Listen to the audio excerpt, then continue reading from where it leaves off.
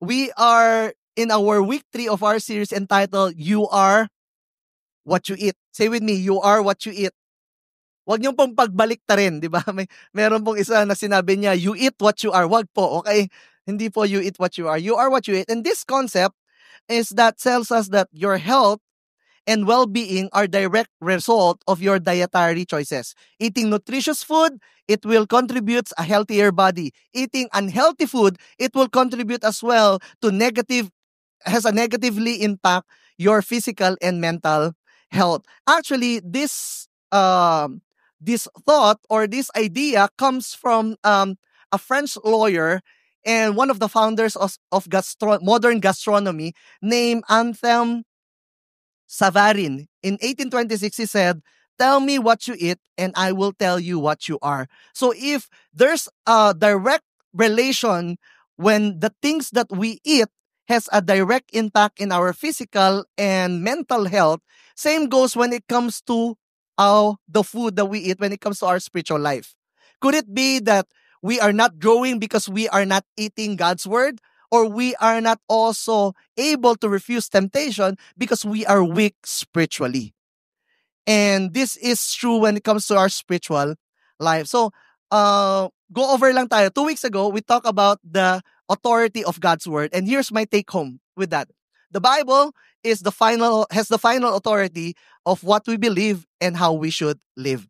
The Bible has the final authority of what we believe and how we should live. Only the author has the authority when it comes to the matter of what we believe and how we should live. Last week, here's my take home, and I preached last week as well in U Belt. The Word of God is sufficient. It shapes us to be Christ-like, and also it satisfies the desires of our hearts. Today, we will look at the topic on the necessity of God's Word. Necessity of God's Word. Open your Bibles with me in 1 Peter 1. Can I ask everyone to all stand in reverence to the Word of God? We will read the scripture today. So if you have your Bibles with you, you can go to 1 Peter 1. Can I invite all of us to stand in reverence to the Word of God? Tayo po ay tumayo para po sa basahin ang salita ng Panginoon. 1 Peter 1 verse 23. It says, "Since you have been born again, not of perishable seed, but of imperishable through the living and abiding Word of God, for all flesh is like grass, and all its glory like the flower of grass. The grass withers, and the flowers falls, but the word of the Lord remains forever. And this word is the good news that was preached to you." Verse 1 of chapter 2. "So put away all malice and all deceit and hypocrisy and envy and all slander. Like newborn infants, long for pure spiritual milk, that by it you may grow up into salvation, if indeed you have tasted that the Lord is good." This is the word of the Lord. Let us pray. Father, we thank you, God, for your word that is food for our spiritual life. Let your word, God, speak to us, transform us, and shapes us to be like you. Lord, today, just like the scripture tells us, God, that you are good, may, as we dive into your word, may we taste your goodness and your faithfulness. Lord, bless the preaching of your word. Minister to us wherever we are, whether we are here in the cinema or in the cinema tree. You are omnipresent. So, Lord, we are here. We're ready to hear your word. In Jesus' name, amen and amen. You can all be seated. So, First Peter, from the book itself, sino po nagsulat ng First Peter? Ang galing naman po natin, si Peter, okay? Siya rin po yung Second Peter, okay? Siya rin po yung nagsulat no. So, First Peter was written for both the Jewish people and the Gentile. Jewish people are the chosen one. They're the lineage of Abraham and even Moses. But the Gentiles, they are the outskirt. Part po tayo dun sa Gentile. We are not chosen, and but we are grateful that the salvation also is for us. Now they are going through tough time, difficulties because of persecution, because of their faith. And Peter wrote this. This is post the ascension of Jesus Christ, to encourage them. First, to encourage them to maintain to the highest standards. Minsan po, pag everything is not doing well and persecution left and right, it seems like they can give in to the temptation. But Peter said, you can continue to live pure and holy life. Second, he said, this is not the time for you to hide when it comes to your faith. Now, you profess your faith and you profess the hope that you have in Christ. You are called to be witnesses of the gospel. So he encouraged them not to hide, but for them to be bold and to preach the gospel. And last, he reminded them the hope that we have in Christ. Among you here, we have our hope in God. And that hope is powerful. Faith is good, love is good, but hope is something that no one can take that away from you. And he said, before we jump into ang titignan po natin yung 1 Peter chapter 2, he reminded people about the Word of God. Kaya po yung verse 1 of chapter 2, he started by saying, dun po tayo mamaya, dun po ako magpreach. Sabi niya dun sa chapter 2, verse 1, therefore, I'll read that. Therefore, rid yourself from all malice, all deceit, say with me, hypocrisy, envy, and slander of every kind. So these are not appropriate for God's people. Get rid, or as I mean, tanggalin nyo to. Huwag nyong ipamuhay to. Pero ano po yung umpisa? Ano sabi? Therefore. Every time you will see the word therefore or in ESV, so, hindi po siya, conclusion po yun. Hindi po pag, mamaya po, may kakausapin ako sa inyo, sasabihin ko, therefore ano po? Hindi ka mag-start ng statement mo ng therefore.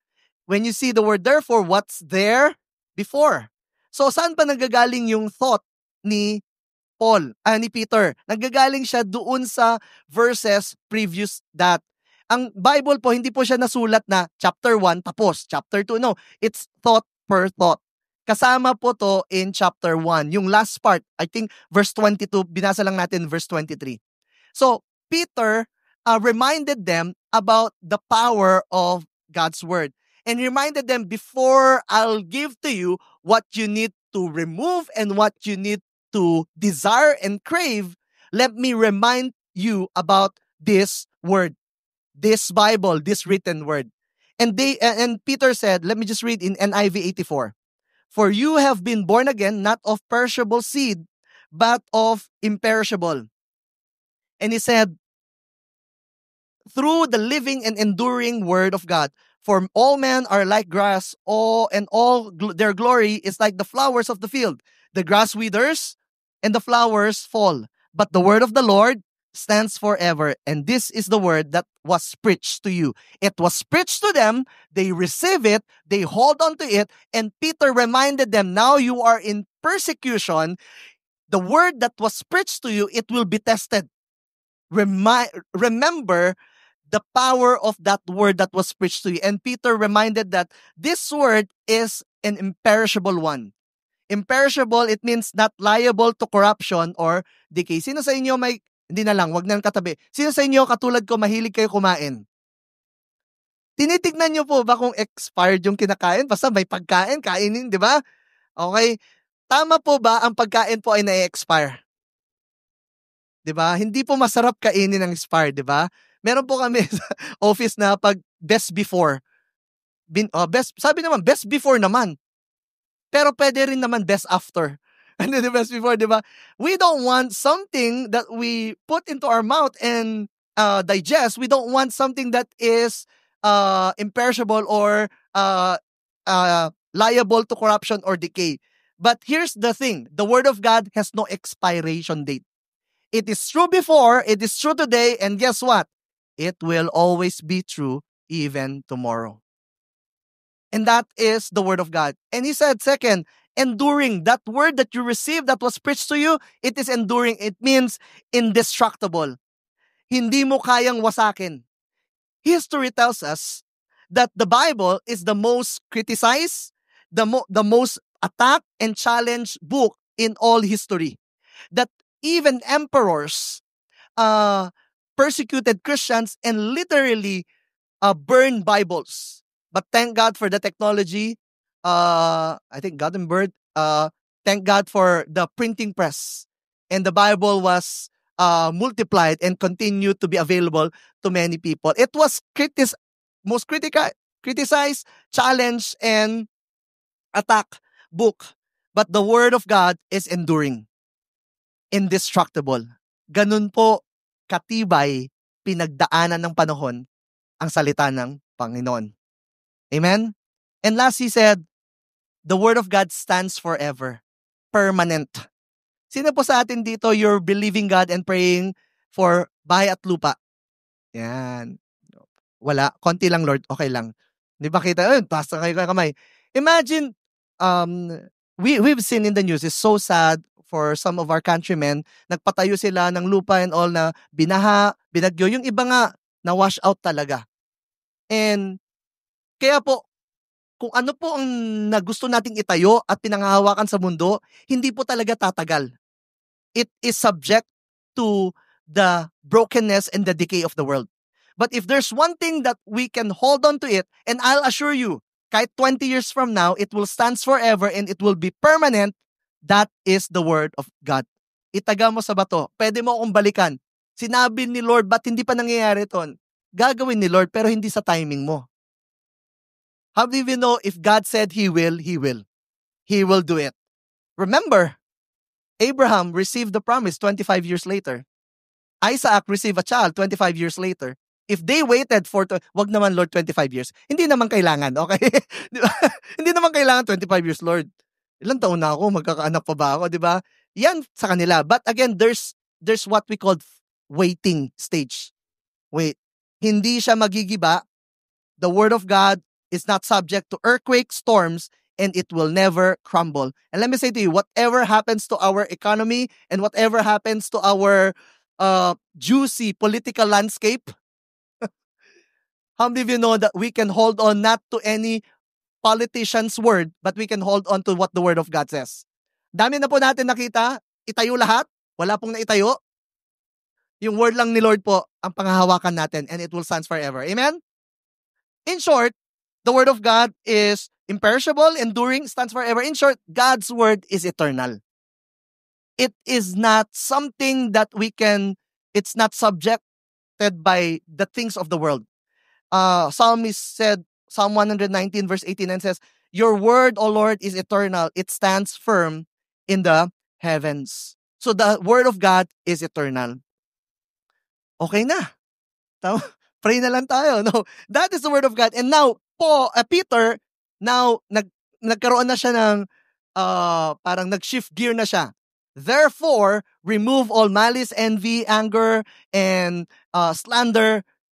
And yet, it says in verse 2, it says, like newborn babies, crave. Say with me, crave. So he said, crave pure spiritual milk.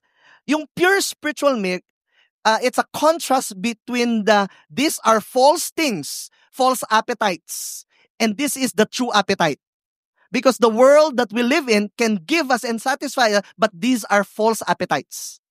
Only the Word of God can give us true satisfaction, and it's the true appetite. And he said, crave spiritual milk so that by it you may grow up in your salvation. He said, crave. Crave means to intensely want possession or desire greatly.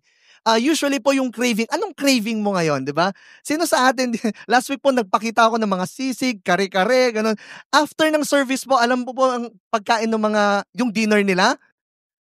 Sisig, kare-kare kasi sabi niya, kasi po preaching niyo po, parang gusto niyo na po kaming kumain, di ba? Meron ba kayo yung cravings niyo minsan? Cravings niyo, yung gusto niyo yung zagu or nagka-crave ako noon, di ba? Nakita ko kasi ako ng potato corner, bigla akong gusto ng potato corner, di ba? Tingnan mo, may cravings yan, di ba? Minsan food, usually po sa mga naglilihi, di ba? You're expecting may cravings yan, yung mga 3 a.m., gusto mong magpabili ng mangga. I'm glad po, yung wife ko hindi po ginawa yun, okay? By the grace of God. All of us, we have cravings. We have different crave or something we want to pursue with love. Many people, ang craving po talaga nila food. Yung iba naman po, gadgets. Yung iba, vacation. Iba po, yung intensity they want and pursue. Promotion, good grades. Is this something wrong? No. This is good, but it should not be the ultimate pursuit of our lives. This should not be the ultimate craving that that Peter was mentioning. Peter, he said, if you are a follower of Christ, meron ba dito, you are a follower of Christ? Yes, good. If you're a follower of Christ, your craving is not with the world. Your craving should be the Word of God. Even during difficulties. Di ba sabi mo, Lord, daming persecution, pwede bang pass mo na? No, all the more, you need to crave for the Word of God. Desire the Word of God. Pursue the Word of God. Why? Because if we know what it does to us, then we have no choice to crave for the Word. Question, naisip nyo na po ba sa buong buhay nyo bakit kailangan kumain? Tinanong nyo yun? Or nangyari na ba sa'yo, kakain na naman? Kakatapos lang kumain? Or, totoo po to, napagod na kayong kumain. Nangyari po yun, di ba? Kakain na naman. Di ba? Parang, di wag kang kumain, try mo. Wala naman namimilit eh. After one day, di ka kumain, mamamatay ka na ba? Hindi pa, tama po ba? Di ba? After 1 week, sinabi mo ayaw mo kumain di wag ka kumain. Pero merong ginagawa yung pagkain sa buhay natin, tama ba? Eating is not just for pleasure or leisure. Eating is something, it's a must for nourishment and for sustenance. Tama po ba? Ngayon, question po. Yung Bible po ba? For leisure, pleasure, enjoyment, or because we need it? We need it. Now, what does the Word of God, why do we need to crave the Word of God? Dalawa lang po, and then we'll pray. Una, the Word of God is what we need in order to live. It's like air. You don't want to breathe? Okay lang naman. But why we need air? Because without air, we can die, right?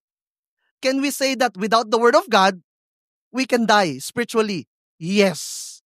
And he gave an imagery. He said, likewise. He said, 1 Peter 2 verse 2 said, like newborn babies, crave pure spiritual milk. Nakakita na po ba kayo yung newborn babies? Naranasan po namin, 3 po anak namin, lalaki lahat. So pinagdaanan po namin nung we had our parenting attempt 1, 2, 3. Okay? So yung first po namin, parang feeling ko, Lord, sanay naman ako sa puyatan, pero ibang puyatan to. Now, feeling ko parang dapat blessing to. Blessing naman po ang mga anak ko, okay, blessing sila. Pero that time, like newborn babies, grabe po sila mag-crave sa milk.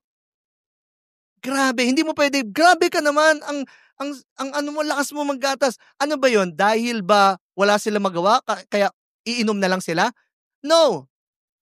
They want and crave for milk, the babies crave for milk, not just because they want to, they need to. Because milk for them is their only food. Di ba milk ka milk? Ito naman ribs. Hindi po. Wag niyong gawin, okay? Hindi po tama yun, okay? Why? Hindi siya, it's a need. It's not something that they want. It's something that they need. Because without it, probably it can lead to death and more complications. So the baby is not craving because the milk tastes good, but because they are dependent on milk as their only food. The first time I read the Bible, I opened the Bible, kasi kailangan po, mayroon kami sa UST na course na Theology, 1, 2, 3, 4, 5 po yun, every sem.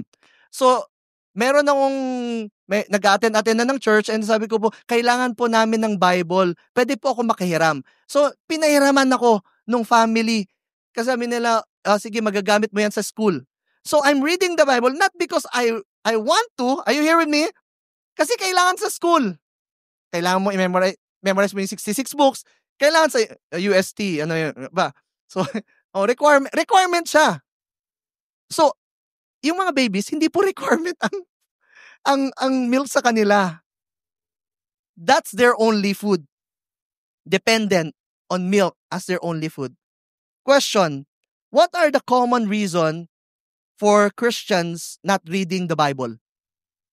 One of those, and it's common, I am too busy. Okay, you're too busy to read the scripture. Naging busy ka na ba na nakalimutan mo kumain sa isang araw? Possible.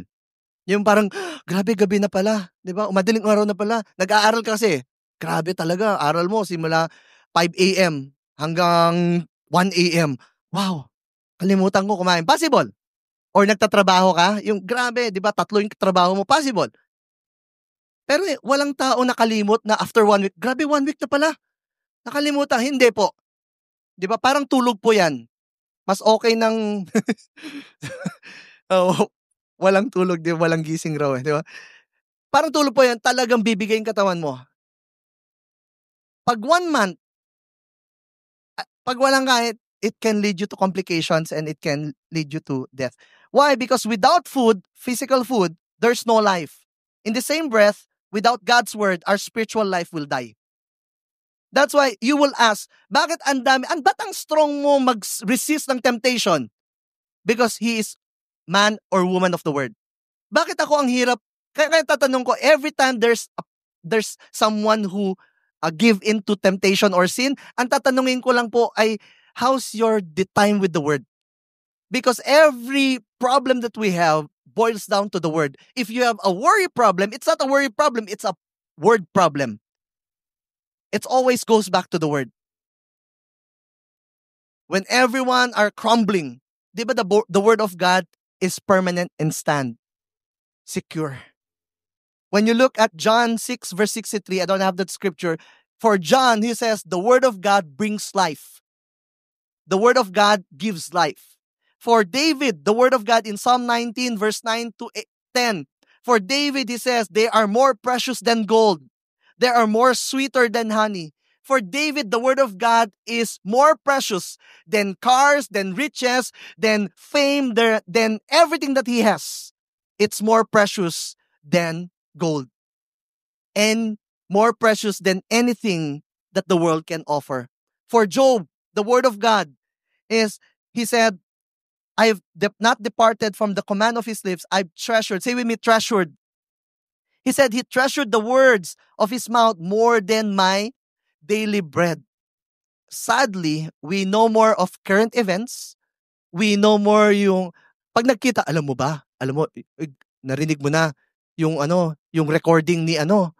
Di ba? Mas alam natin ano nangyayari sa social media. Mas alam natin yung latest gadgets, rather than the word of God. If this is important for our living, then it should be part of our life. For Jesus, the word of God, he said, when Jesus was tempted, he responded by quoting scripture in Deuteronomy 8. This verse, it was not originated by Jesus. It was a verse that was passed down and that was memorized by the people of Israelites. And Jesus said, man does not live on bread alone, but on every word that comes from the mouth of God. For Peter, those who are persecuted, the word of God is like a milk. For those of you who are persecuted, you need the word of God for you to live. For Jesus, the word of God is like a bread. Di ba pagkain talaga? Milk and bread. Why? Because we live by the word. Live by the word. Don't live, wag lang po tayo masatisfy sa crumbs. Alam niyo po yung crumbs?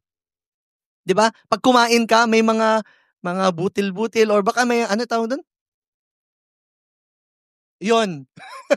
Crumbs, di ba?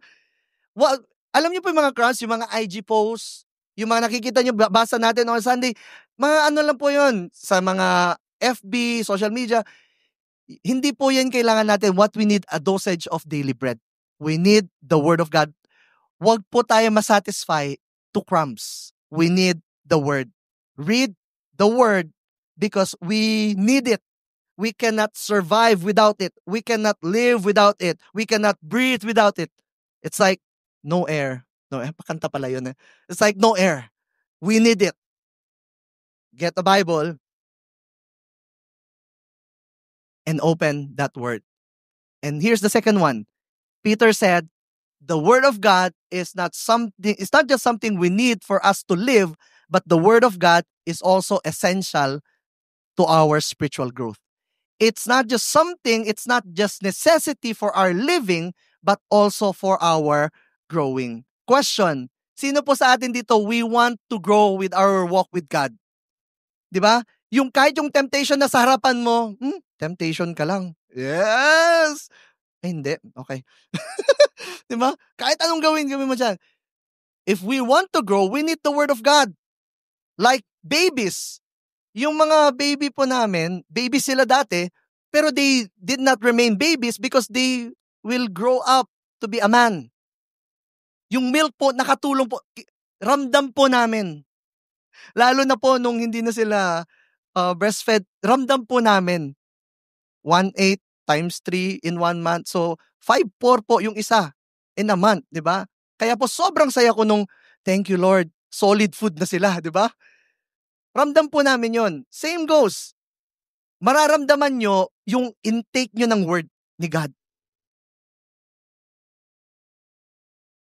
Hindi pa ngayon makikita yung result.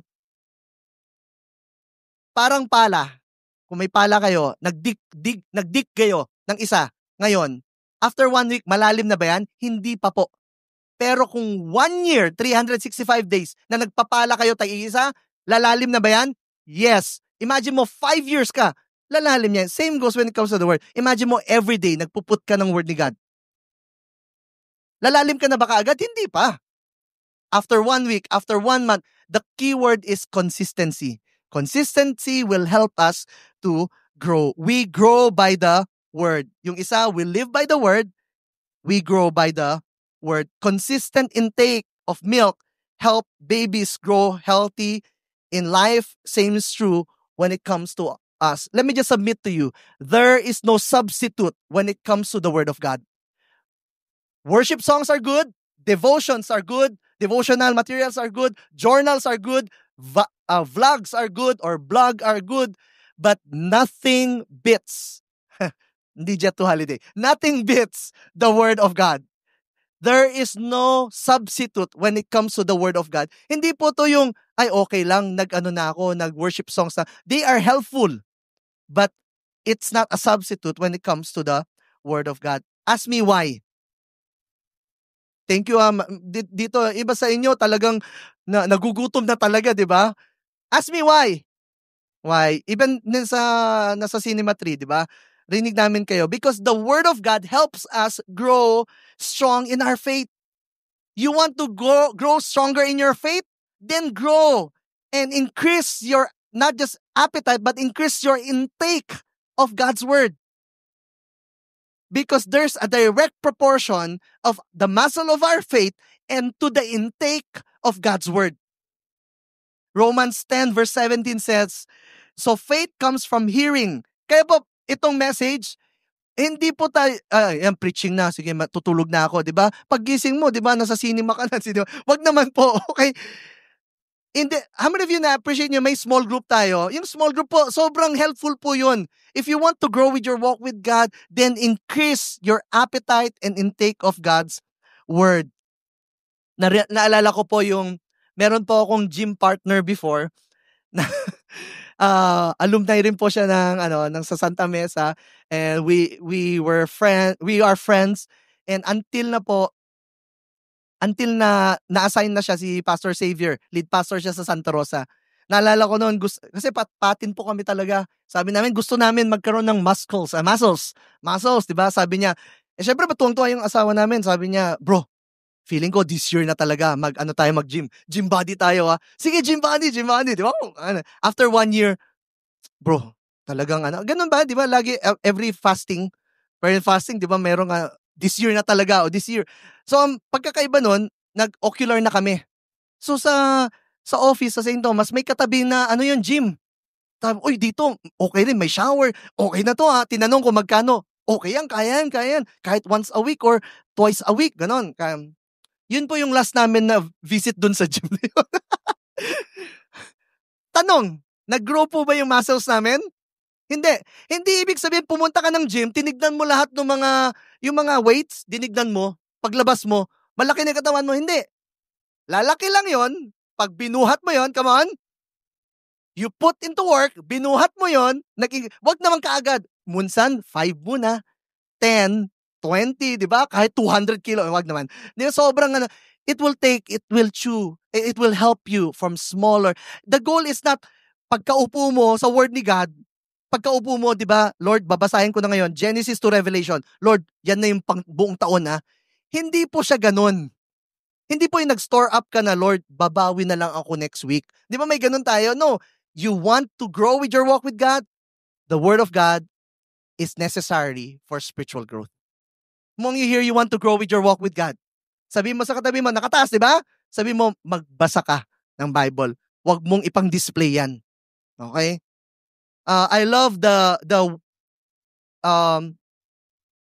Eugene Peterson, he wrote a book, ang title ng book ay Eat This Book. And he said, get this book into your gut, talking about the Bible. Get those words of this book moving through your bloodstream. Chew on these words and swallow them so they can be turned into muscle and gristle and bone. He said, eat this book. Like nung time po ni Kuya Mon, meron pong cartoon character named Papay. Kilala niyo si Papay? Pag naghihina siya, anong kailangan niya intake? And then biglang, di ba, pakita, lumalakas siya. The Word of God, if you say it's like a spin, the Word of God is like that. If you intake, lalakas po kayo. Kahit anong temptation in front of you, you can say no. Under the table, you can say no. Come on. Di ba in relationship ka, sabi niya, now is the time. Wow, now is the time. I said, pure and holy life. You can say no. Ngayon, hindi. Kasi we don't have the intake of the Word of God. Ang no natin, no na. Di ba? Wala ka boldness and confidence. But if we have the Word of God, we will grow because the Word of God satisfies us. Jeremiah 15:16 says, your words are what sustains me. They are food to my hungry soul. They bring joy to my sorrowing heart and delight me. How proud I am to bear your name. So let me leave you with this message. Let me call on the keyword is to join me here. When it comes to the necessity of God's Word, there are basic needs that we have: food, shelter, clothing, even not wants to, needs pa lang to. If these are necessary, even basic education, if this necessary, something that we need in order to live, then let me submit to you, that is the Word of God as well to us. We don't read it because it's a requirement. We read it because we need it in order to live. We need it for us to grow. Come on. For us to grow and not just to stay as baby Christians. God provided us His Word for us to live and for us to grow. Let me just submit to you, when it comes to the Word of God, combine the two. God's eternal Word, the indestructible, imperishable, and stands forever and permanent Word of God, is what we need for both living and our growing. God's eternal Word. The Word of God will do His work, its work, for us to live and for us to grow. Now, question, if we know that that's the Word of God does to us, why a lot of Christians fail to read or devote to the Word of God? If we know it's important, pero bakit po marami? You know, there are a lot of reasons and excuses for different people. But the issue here is value. Question, do we value the Word of God? I encountered a video, just play it. I've encountered a video of Chinese new believers. This was in 1970, where being a Christian is persecuted and you can be put to death. And for you, kahit wala ng audio, just play the video sa backup. And you can be persecuted as well.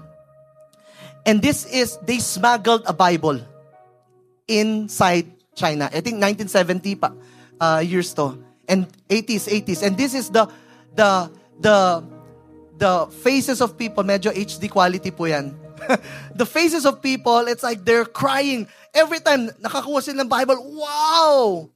And one woman said, this is what we need. This is what we need. You could see the priceless in their eyes.